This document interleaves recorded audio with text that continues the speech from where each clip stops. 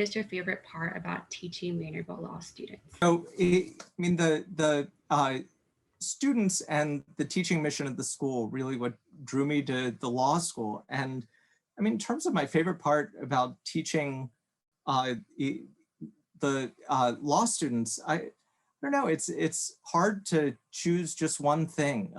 You know, I find the students, you know, have this incredible wealth of life experience. Students are tenacious about the kind of cases that we're working intently on, but also curious about really, you know, the connections, not just among cases, but to much bigger questions, including questions about equity and justice.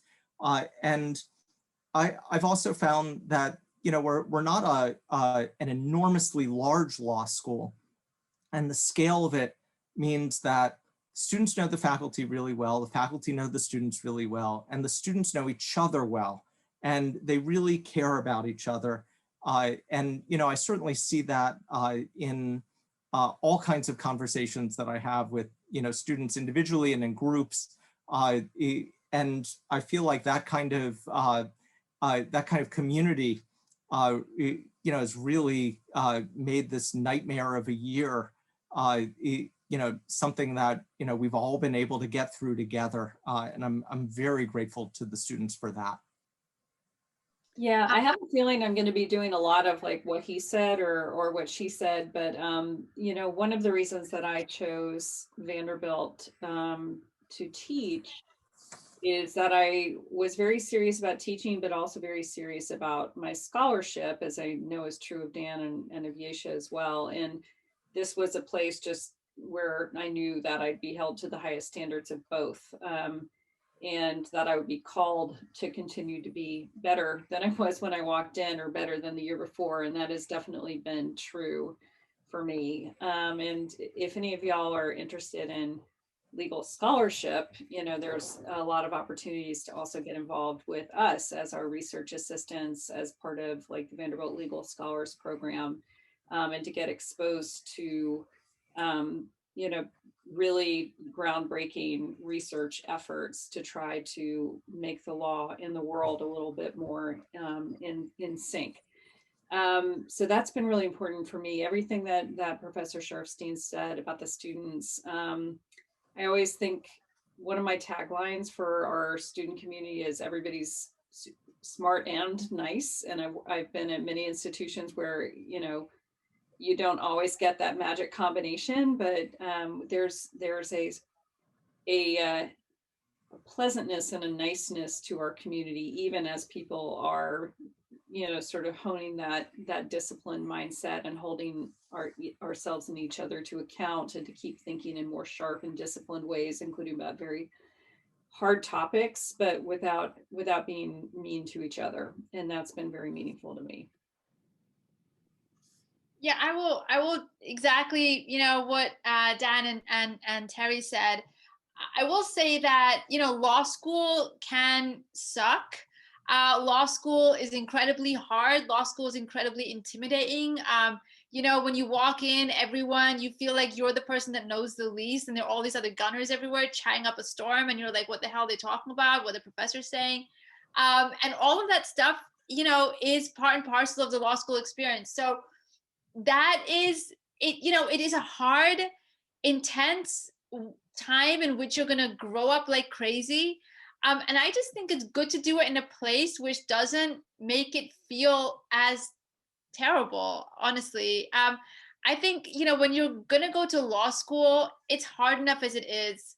I think there's something to be said for learning in an environment that's supportive, that is that helps you to feel and to be as much of yourself as you feel comfortable being, to follow the kinds of paths and pursuits you want, and not to be judged. You know, like, I think there's a beauty to the community which comes from a degree of self-acceptance and accepting each other, and having a civility that allows you to be who you are.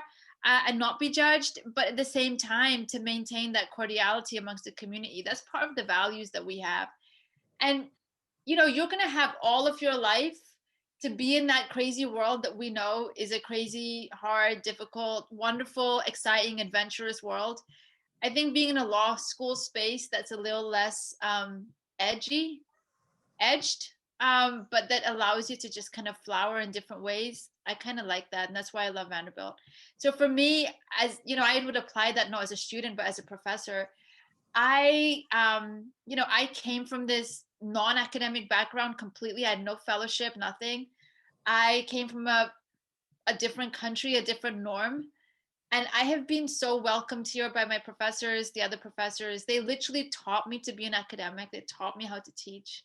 They took that patience. So many different professors here, even those who don't do corporate law and business.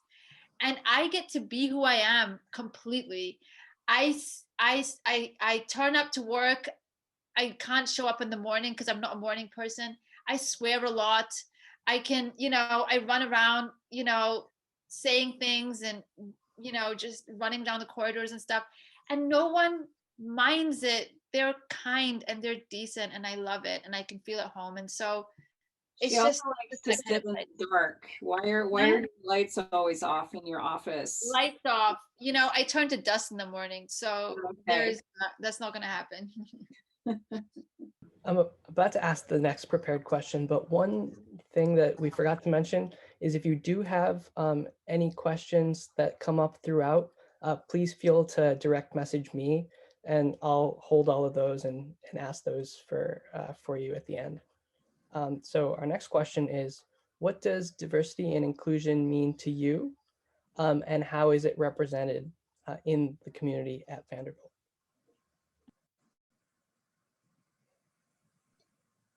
I'll take a preliminary run at that. And I've been involved in sort of all of the official diversity, equity, and inclusion initiatives that have happened in the law school, but also at the university level.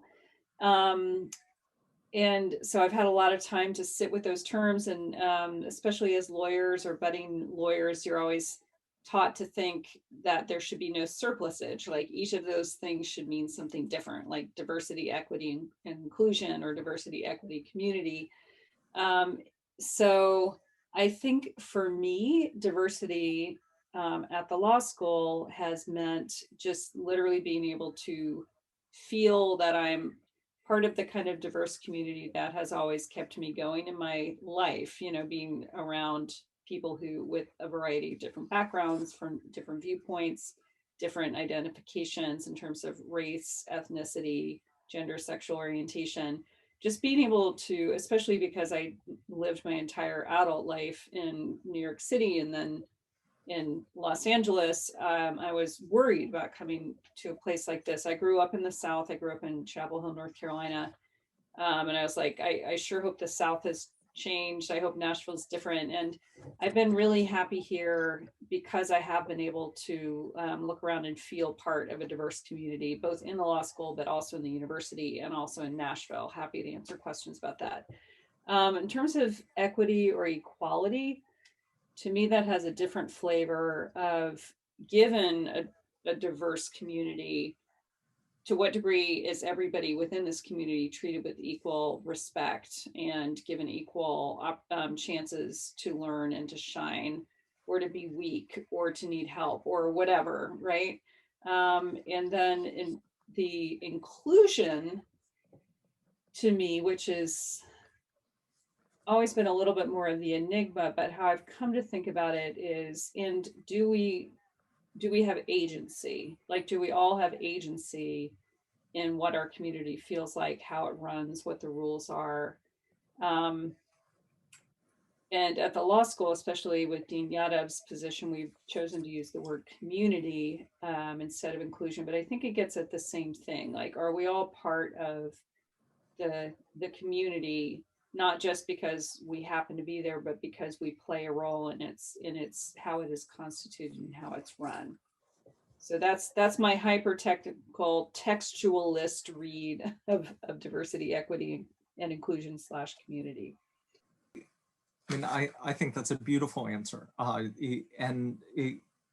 me, I've never liked being in a place where everyone tells the same story and everyone has the same answers. Diversity for me is involves a community that experiences the world and sees the world in different ways, that represents our world in different ways, and that's committed to making our differences our great strength. I find it's represented for me in the courses that I teach, and also in just the work that we do in the world. As co-director of the George Barrett program, which Terry was my partner in crime for many years. In the Barrett program, it was our belief that the best way to become a public interest lawyer, the Barrett program is committed to training public interest lawyers and also building the capacity for students who are going into private law to make public interest work a meaningful part of their careers. The best way to become a public interest lawyer is to do public interest law. So through the Barrett program, we foster all kinds of experiences, and we work closely with law students for social justice and also with our assistant dean for public interest, Spring Miller. We're fostering experiences, we're providing professional opportunities that really create lawyers who want to make real their commitment to contributing to and building a society where we all have access to justice and we can all claim to belong. I love that. And to just fantastic responses, and I'm not sure what more I can add. The goal essentially of my position is really to try and focus on building a community where really the idea is that folks can feel at home, that when they come here, they feel, as Dan said, they can tell their story, they can be who they want, they don't have to feel intimidated, or they don't have to feel like this has to be any harder than it already is. So this is a place where you are free to be you. And obviously, we've had a hard year.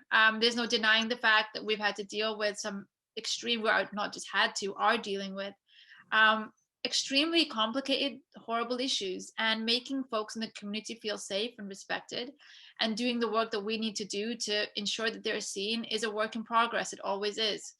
And so, following the summer's events, we have worked we are trying to work, and it's a work in progress. It's a continuing dialogue to make sure that our minority students, our Black students, feel completely safe, that they feel like they have the opportunities, that they feel like they have the voice to be able to completely express exactly how they feel at this point in time, and make sure that they are protected from the horrors of the outside world. So really, that's a challenge to us. And so we are meeting that challenge from the curricular perspective, from the community perspective.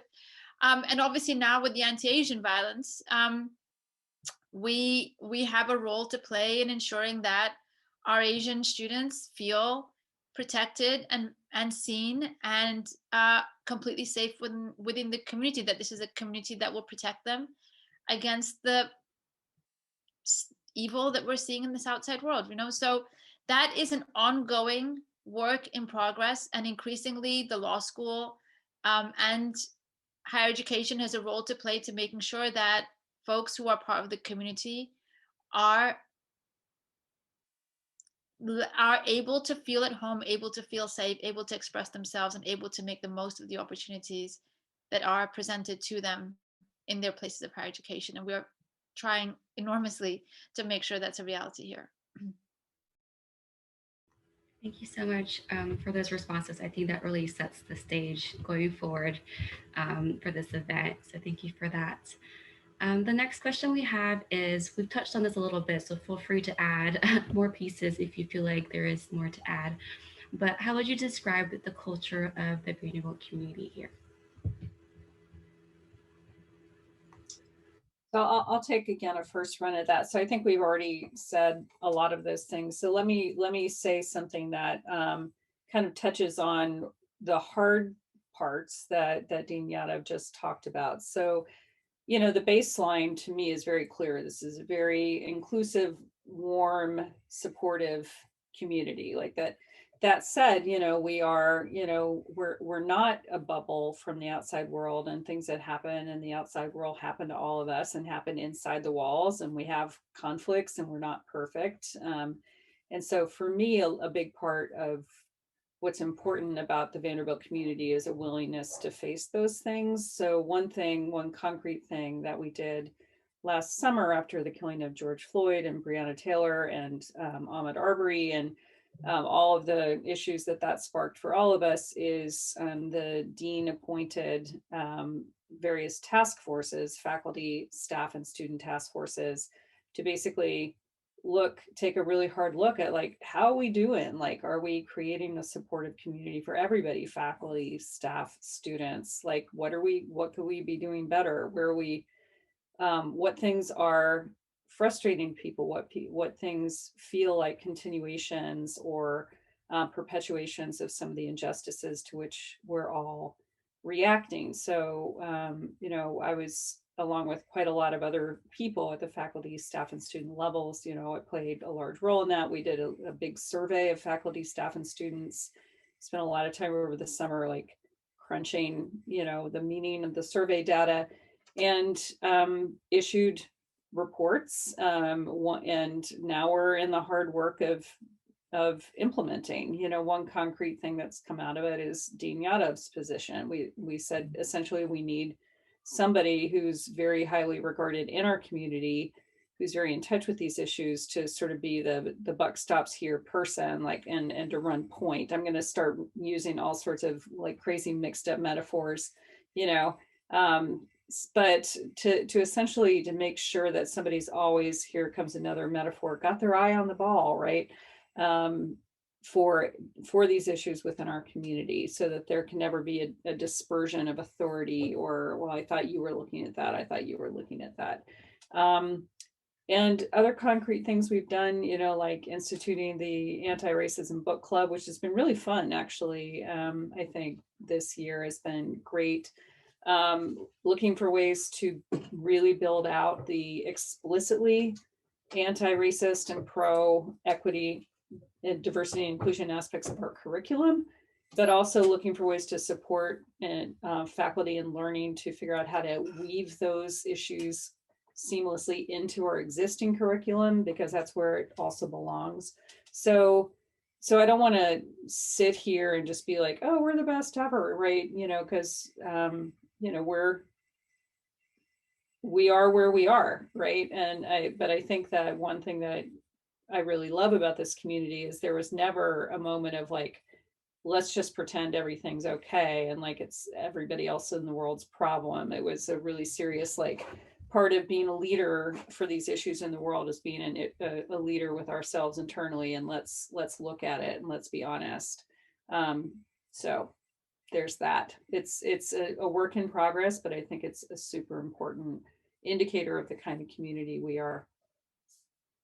You know, the work Terry has done and Yesha has done, you know, since the summer, it has been incredibly impressive to me. You know, in terms of describing the culture of the law school community, I mean, if I had to do that, I would, you know, one thing I would say, and I think this is part of the process that, you know, we've been working through since the summer. I feel like people here can talk to each other and listen to each other in a very open and transparent and down-to-earth way. And I feel like, there are places where, I've sort of taught and perched before I taught, where I feel like, people were so blinded by the assignment that they had right in front of them, that it was like they didn't exist in the world. So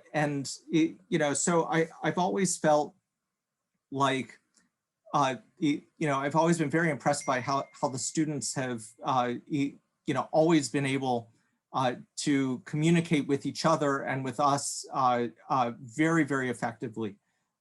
And so, I feel like that has really, worked for us, right? As, we're, doing some, having some tough conversations, over the past few months, but also, on a much longer horizon. Yeah, and I think I would just add one more thing to that, which is the effort that I think everyone puts in to try and not make interactions overly formal and overly rigid. So, we can have dialogues quite fluidly between professors and students, and I think that's helpful for a number of reasons. If you're coming from, at least in my experience, communities of color, there is a these are complex spaces to navigate when you enter the professional world and you enter a world like a law school, which you might traditionally, I guess, regard it as a, historically a white space, and you do have to learn skills to navigate these spaces. And it helps, I think, to have the ability to interact in a friendly, collegial, informal way with your professors. I think that teaches you to speak it teaches you what your voice sounds like, helps you to develop those soft skills that become very useful in the workplace, and gives you the confidence over time, as well as the experience, I think, to come into and get comfortable with professional, historically white spaces in which you are now, in which you are now a part of, and excelling and flourishing and finding your own space within. And so the one good thing that I've found at Vandy is a non-intimidating aspect of communicating with professors, which I think has good positive knock-on effects, particularly if you haven't come from experiences like I hadn't, in which you're used to always talking to fancy professionals and fancy folks. I felt very intimidated. I didn't want to speak. I didn't want to do any of those things. But it's good when you can talk to your professors, learn from them, gain experience, gain confidence, and find a voice. I think it's really cool. And so that's a positive part of the culture, at least for me. Yeah, the culture is so approachable. I think, like my students know both of my dogs' names, and they are very, especially in Zoom land, they're very upset if I don't show them the dogs, like during every class. And I'll show up to office hours, especially this year, like in a hoodie. And so again, I think it has a really nice effect, I think, on the, the approachability, that, we're not trying to sort of like stand on high and deliver knowledge to you. We're co-constructing understandings and learnings together, sometimes in a hoodie and sometimes with a puppy on the lap. Thank you so much for the responses so far. We do want to take some time to open up the floor to questions from you all. If you have any burning questions or thoughts that have come up while these faculty have been speaking, please feel free to unmute yourselves and speak them out loud if you want to.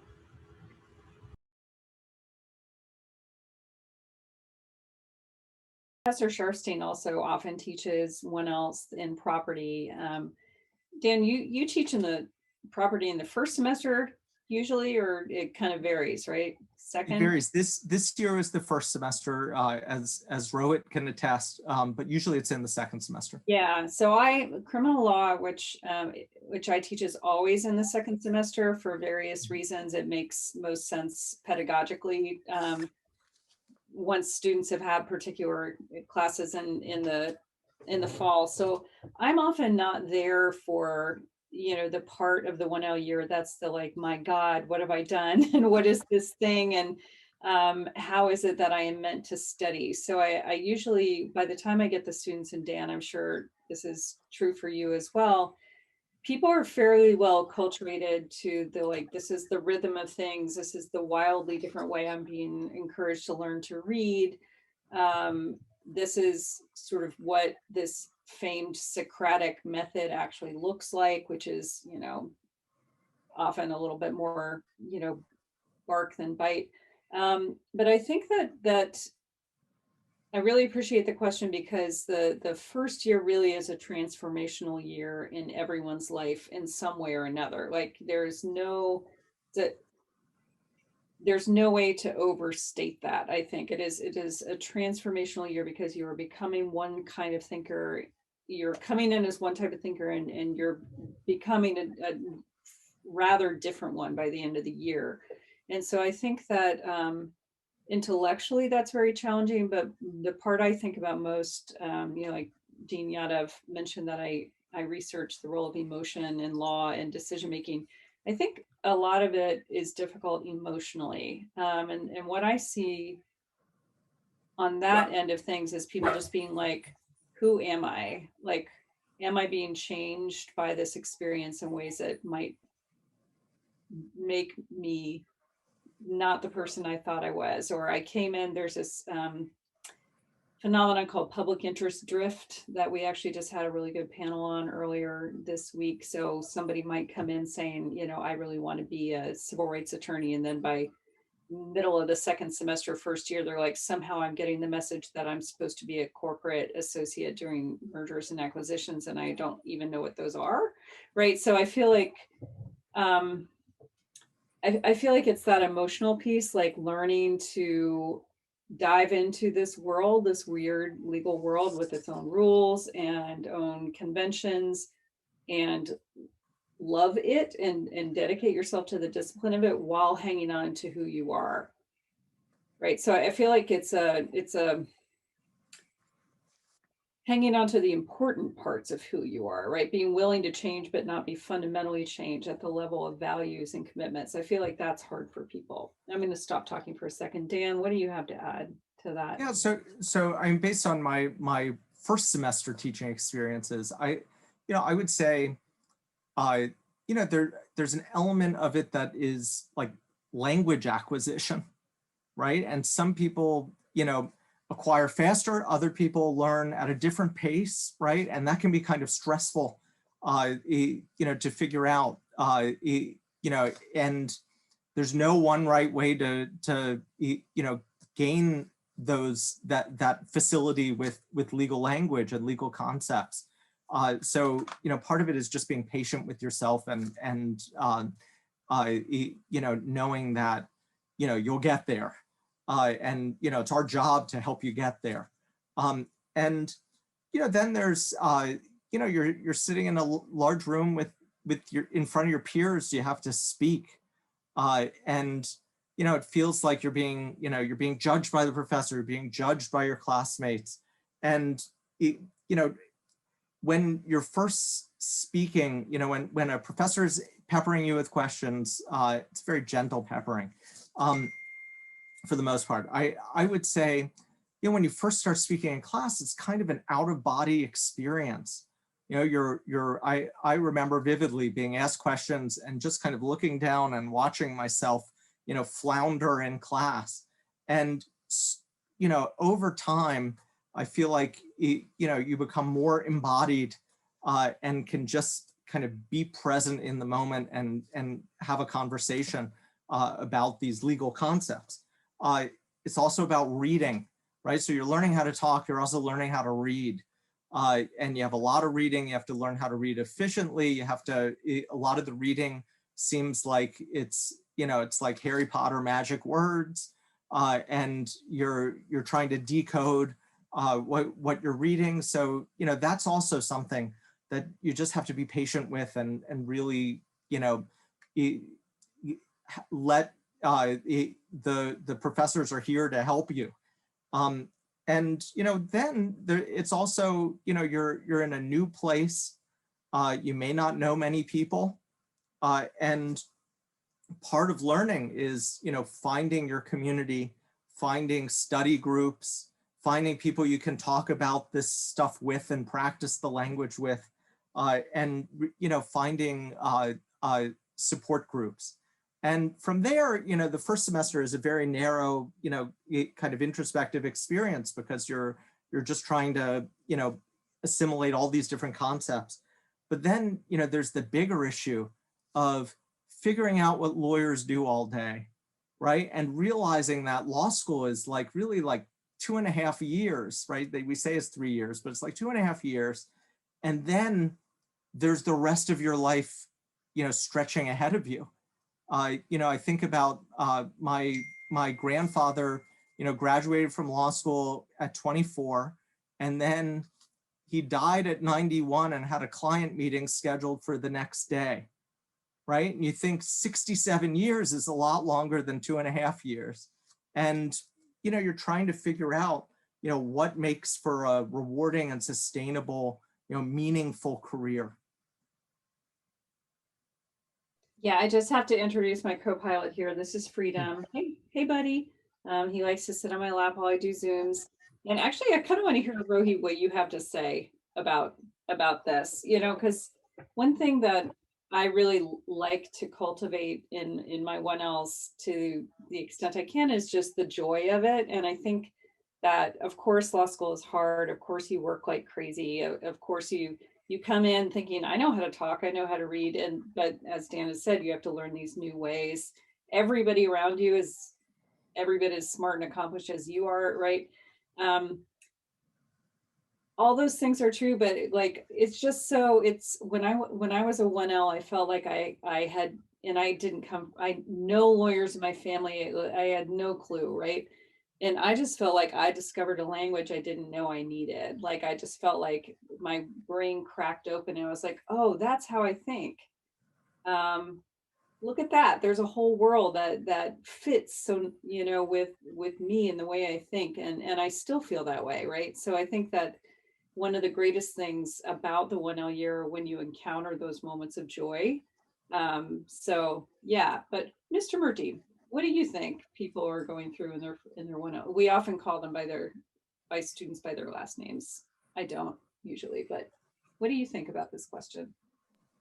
I totally agree with pretty much everything both of you said. It getting called on initially, your mind typically just kind of goes blank, and then slowly stuff sort of starts to come back in. For me, law school was a bit of a different experience, just because my background was pretty science heavy coming in. So I was a chemistry major. I went to grad school. I taught high school science for a couple of years, and then the classroom was flipped for me. Now, I wasn't standing at the front of the room. I was a student. I was getting asked questions, and I had to learn to read really dense cases and pick them apart. And I think the first semester really teaches you how to do that.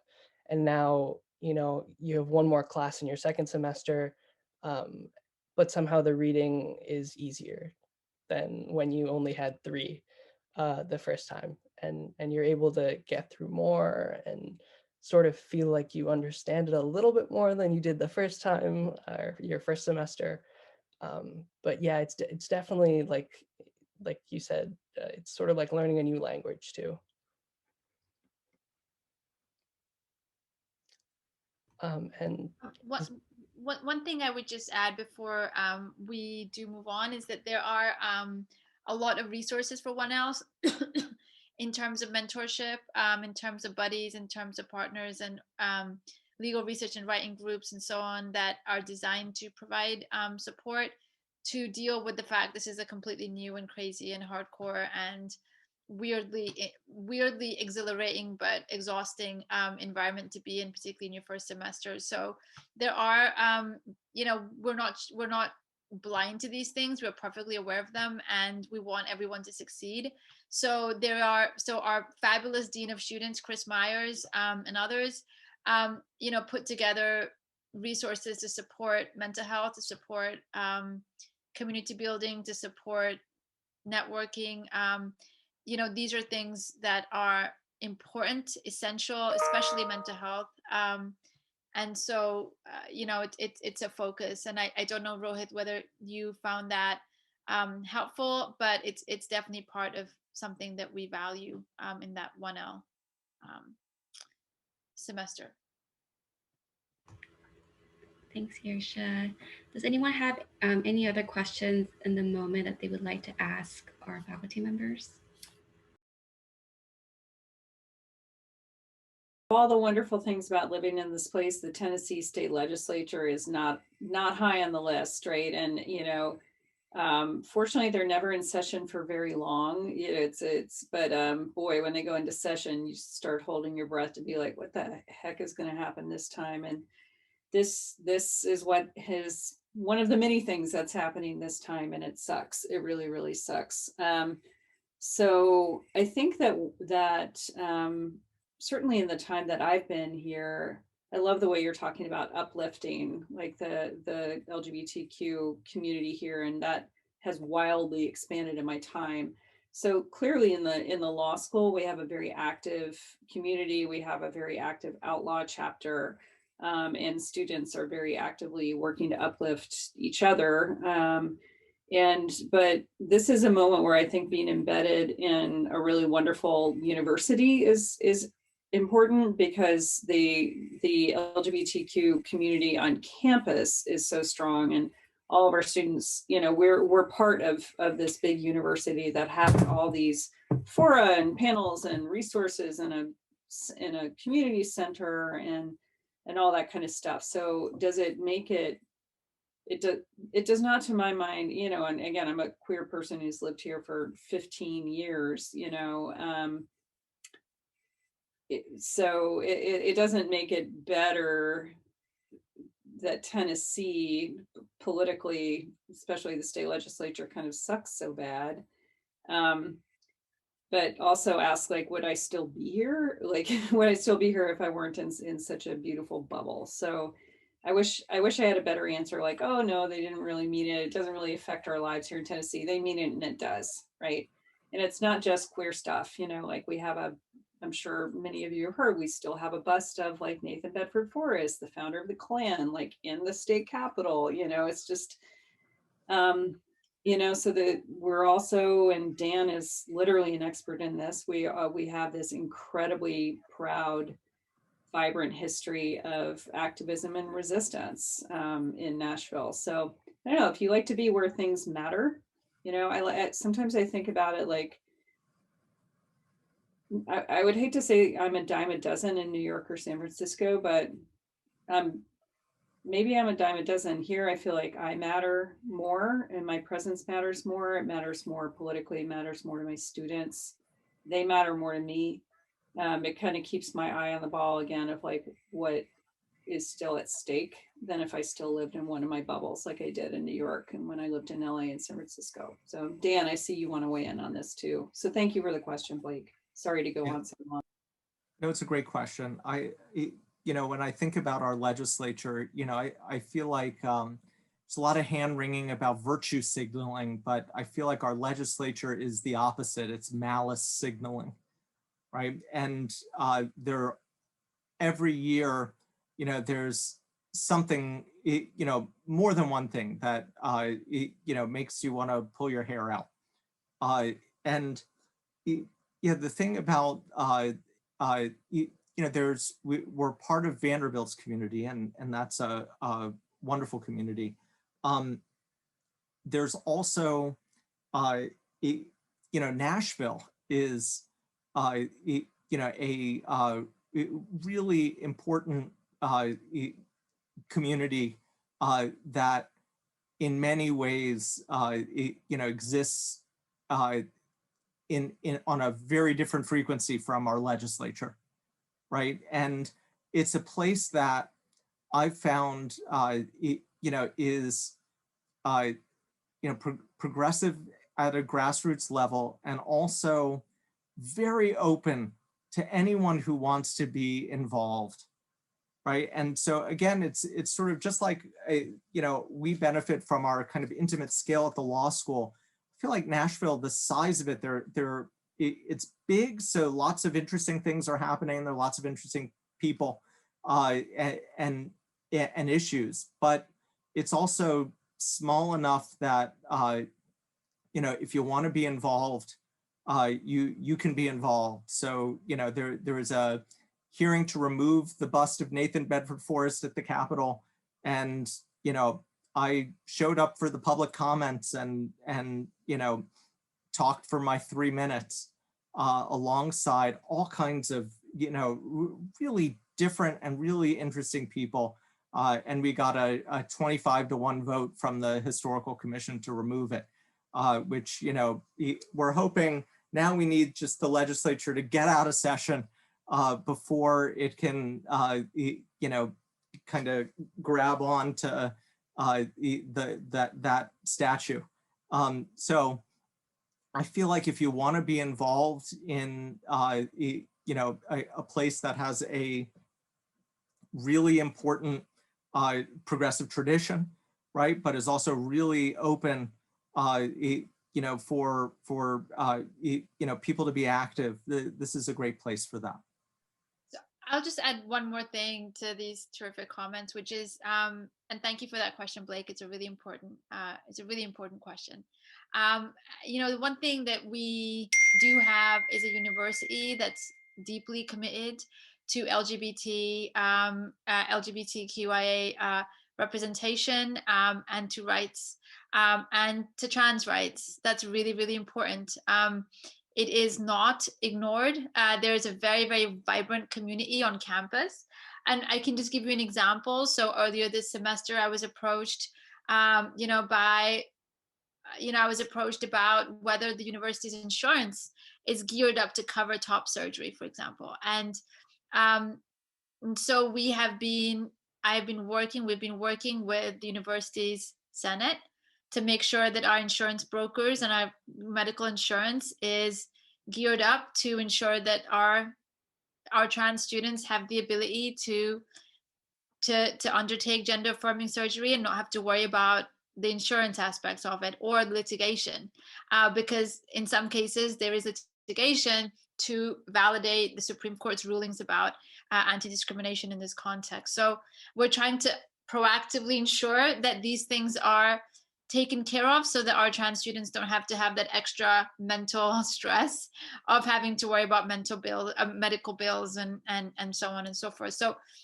there was, when I raised it with the university and the Senate, there was literally no one who batted an eyelid. Like, the immediate response was, let's try and figure it out. There is a gap in the insurance. We need to try and fix it. So our university is extremely progressive, in those, and absolutely committed to ensuring that LGBTQ representation and rights are vindicated at all costs. Our next question is, what are the ways in which you advance social justice through the classes you teach?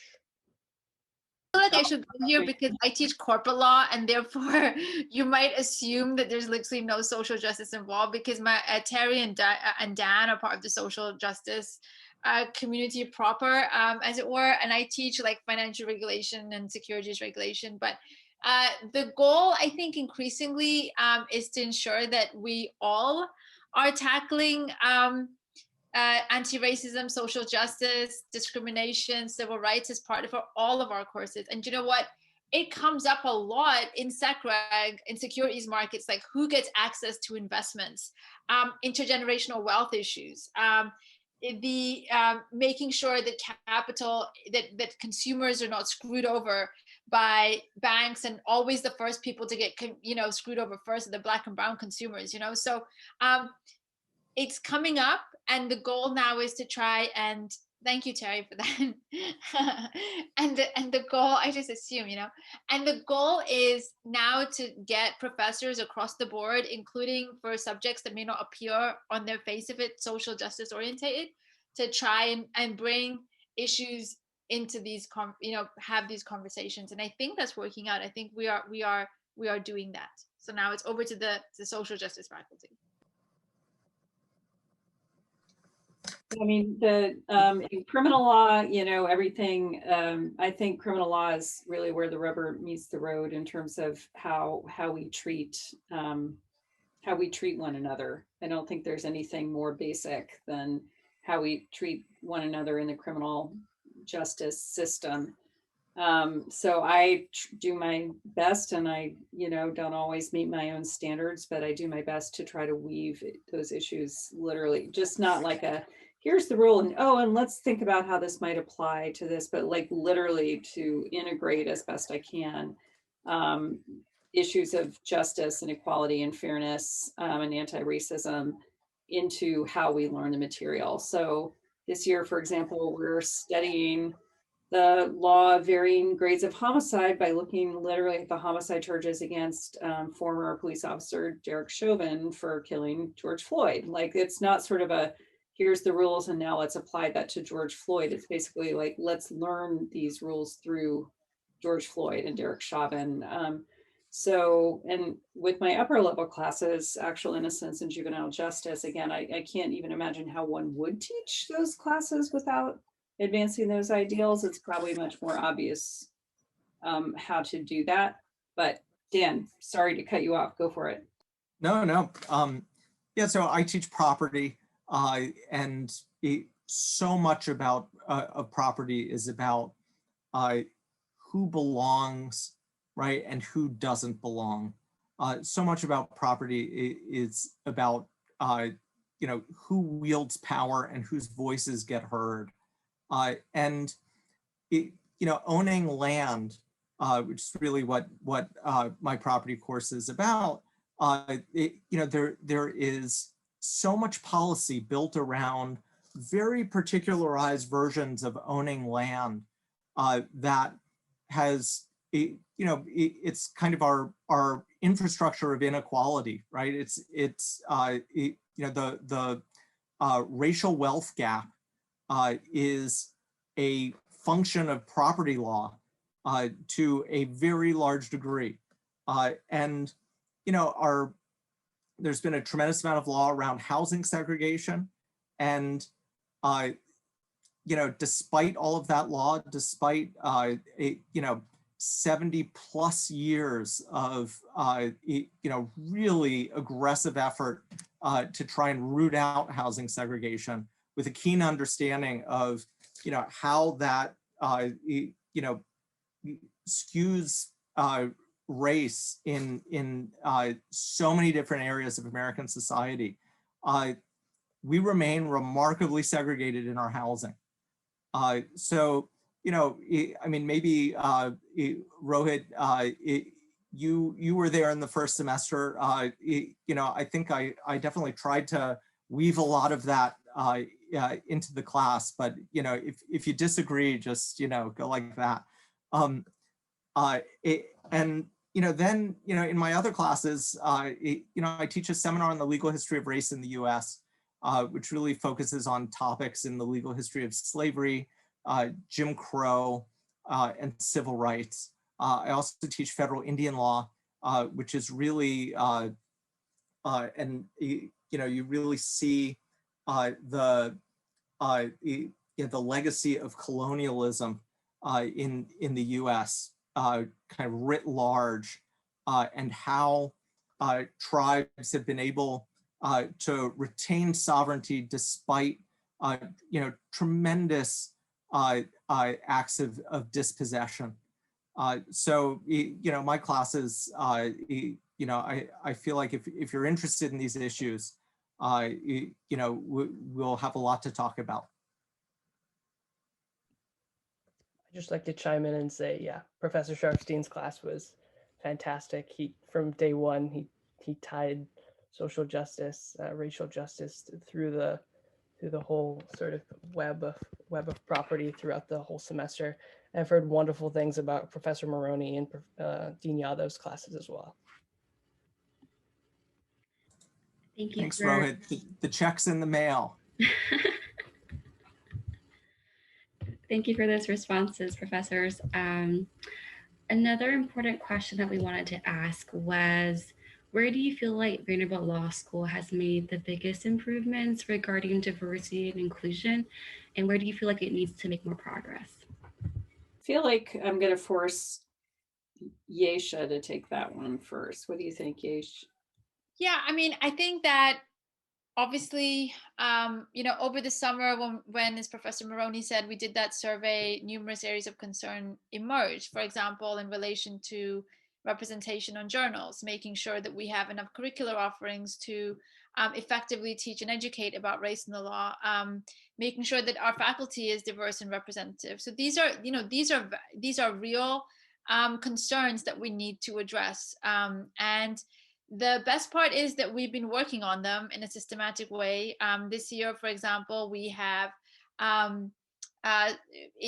included, authorized the inclusion of a personal statement as part of journal selection, as requested by the 3 Vanderbilt journals. We are, trying to broaden our social justice scholarly offerings here. We are trying to build in more curricular offerings, and of course, trying to make sure that our faculty looks and represents the best, most excellent faculty anywhere in the country, as well as being a super diverse faculty. So we are making those efforts, but obviously those are works in progress. I think the most important thing to know, at least in my experience when proposing things to the administration, is just how completely supportive Dean Guthrie is, how completely supportive everyone is. And I might have this dean's role, but honestly, it's a gigantic team effort. There is not a single soul in the building that is not helping. And so, Professor Maroney, Professor Sharfstein, they've contribute all the time to things that are coming out of this new office. We have the alumni office that contributes, the dean of students, everyone working together to do this. So it really is a team effort. We're trying to remedy the problems that were identified. We are not blind to the fact that no institution is perfect and wonderful and whatever, but we are committed to making changes because these changes need to be made. I want to chime in. I think that faculty, like literal faculty diversification, I think is one of our weak spots. I think it would be hard to deny that. I think, that clearly that is something that the students have noticed and felt, and I have noticed and felt, right? It actually has gotten quite a bit better on a number of levels since I got here. But I do want to mark that as an area where growth is needed, and the institution knows it and is working very actively on it.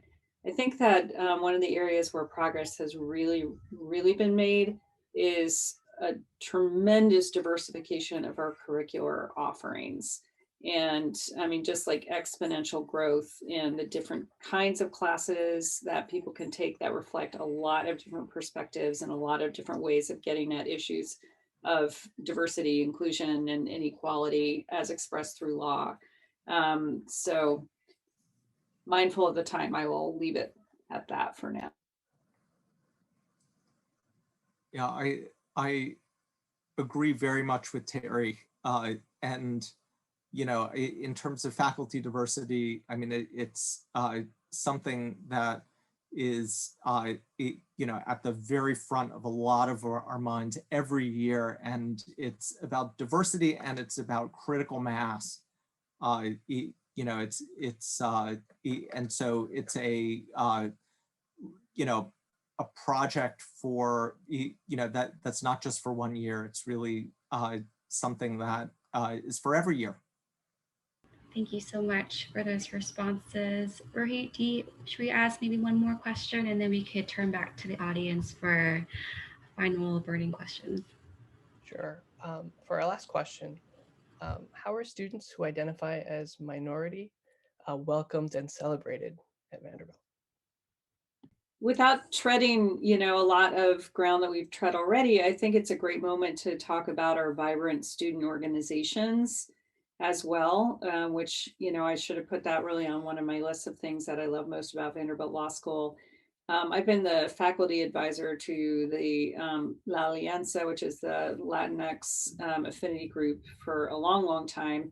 That's an area where there's been a lot of growth, where I showed up here 15 years ago and I'm like, I'm sorry, we're all the Latino students, we're all the other Latino faculty members. And I have to say it's gotten, radically better since then. We have a really wonderful community within La Alianza.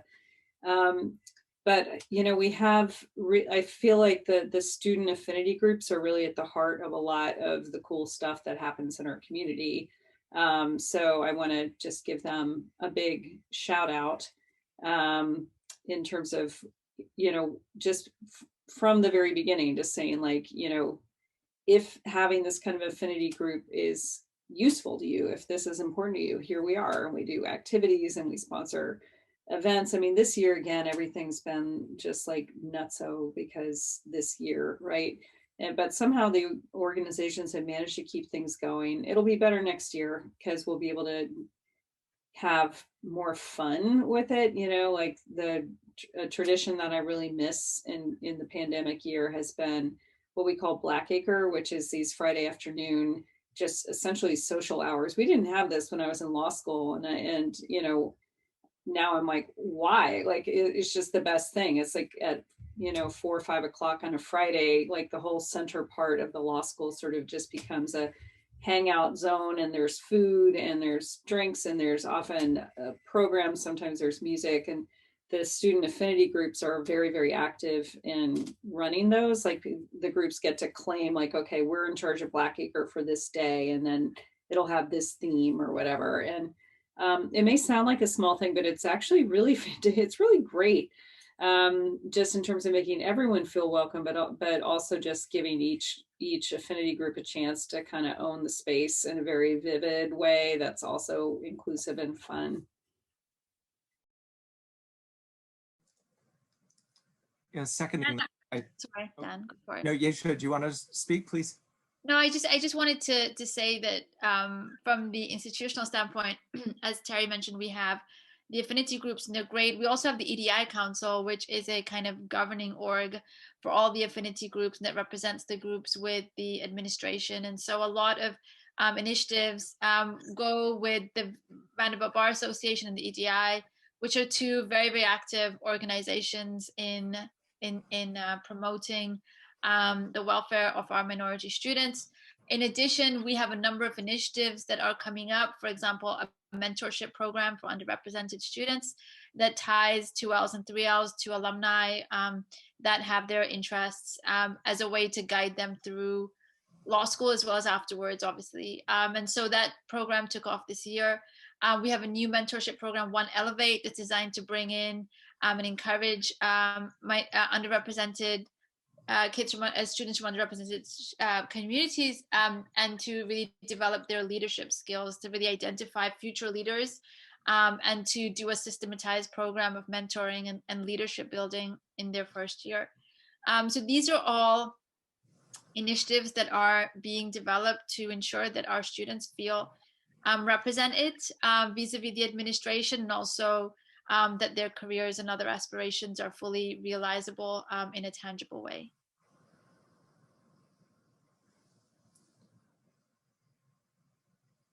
So it's hard to top that. We would just add that the affinity group that I've worked with the most is the Black Law Students Association, and for my entire time here, I found it an incredibly impressive community. Very supportive, very empowered within Vanderbilt, and I think that there are many groups like this that have a real voice in constituting what our community is, and what we exist to do in the world.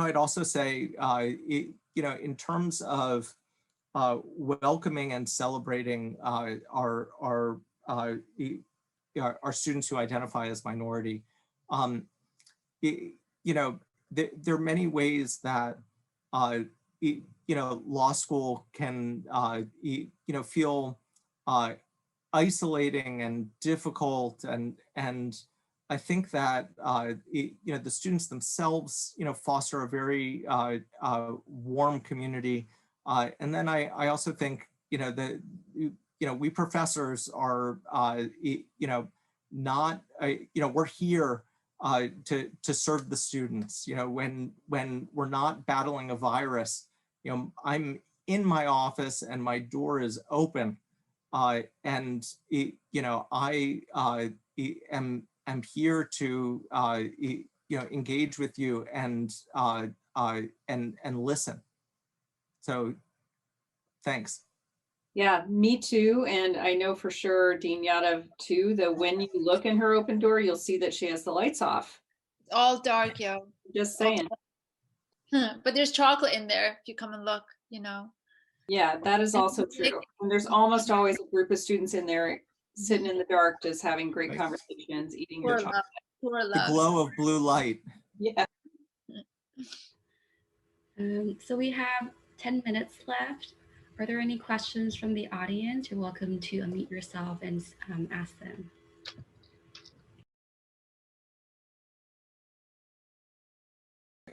I'll take it.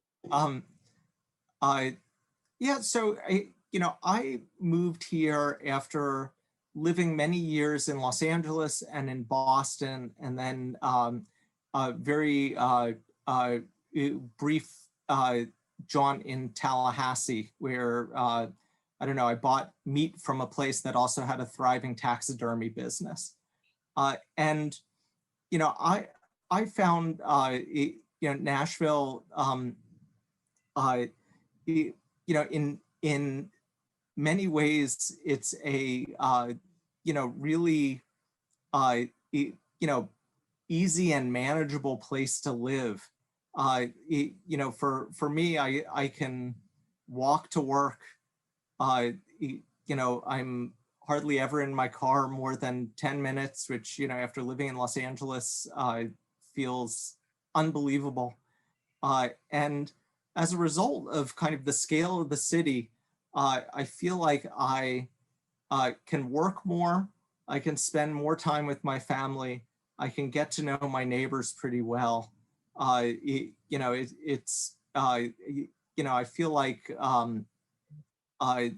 in many ways, it's, there's just kind of more of everything that is accessible to you. Yeah, I feel very similarly, having moved from, New York and Los Angeles. I had this, light bulb moment a few months into my time here where I was like, oh my God, I have like 3 extra hours a day, like that I wasn't spending like schlepping myself and my things from place to place. It was astounding. So for me, this has been a really ideal place to be during the pandemic because I have a house and a yard and a porch and neighbors. And so isolation has not been quite so brutal on me and a lot of the folks I know as it has been for a lot of my friends in New York. So it's a place that I can walk to stuff. I've never not been able to keep going outside. And so that's been very helpful. I think, I'd be curious, the student perspective on this. I do have kind of a bizarre window into this though, which is this year I hosted a Swedish doctoral student for this international research project I'm on, and she and her partner showed up like the day before they shut all travel from Europe, and then they had to quarantine for 2 weeks in like the residence inn, and then they like were in this kind of random apartment building with no car, and the end. So I was like, oh no, Nashville's kind of a terrible place for these young Swedish people to be during this pandemic. And they ended up having a really great time. The key was they moved to one of our awesome neighborhoods. They moved to Germantown. that's really the key. It's like, just be a place where you can get out of your apartment building or your house and be somewhere cool where you can walk around. And, you know, the very ingenious entrepreneurs have figured out how to still sell you a good cup of coffee, even though you can't go in anywhere. And there's parks and places to walk your dog. And, you know, Nashville, again, is not Tennessee. Nashville has actually had an extremely sensible response to the pandemic, which has helped. So I actually just got a WhatsApp from her yesterday. She's back in Stockholm, and she's just like, we are really, really missing Nashville, and we can't wait to come back and experience it properly. I'm like, dude, you're in Stockholm. Stockholm's great. So if that little weird anecdote tells you anything, it's actually like that somebody could go through that level of ridiculousness and isolation and still go away loving Nashville. Like, wow. I think that says something. And I I think to tell you that there is a storm coming our way. We had a massive hailstorm, and it's actually approaching my neighborhood now. So I actually have to leave because my family and I need to get in a closet.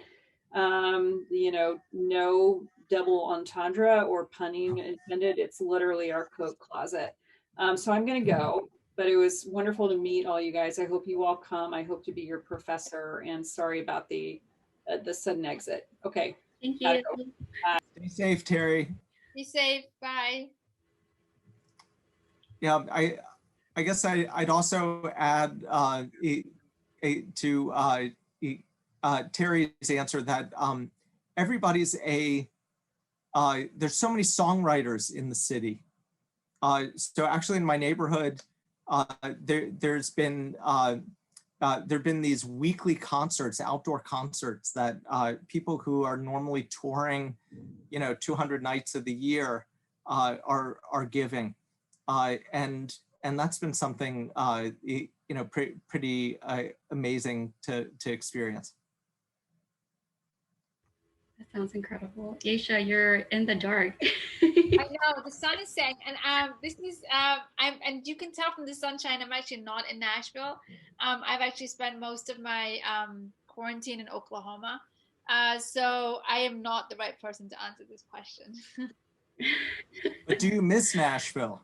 I do miss Nashville. I miss Nashville. I miss the feeling in Nashville. I just miss the feeling in Nashville. So yeah, I definitely miss it. I live by myself, so I didn't want to spend that time by myself, and so I came, and so I'm here with my family in Oklahoma. And I can't cook worth a damn, so I didn't want to starve in my flat all by myself. Well, it's 7:28, everyone. I think we've had a really great conversation. So thank you so much, Aisha, Daniel, for your insights. And Terry, if she was here, we would thank her too.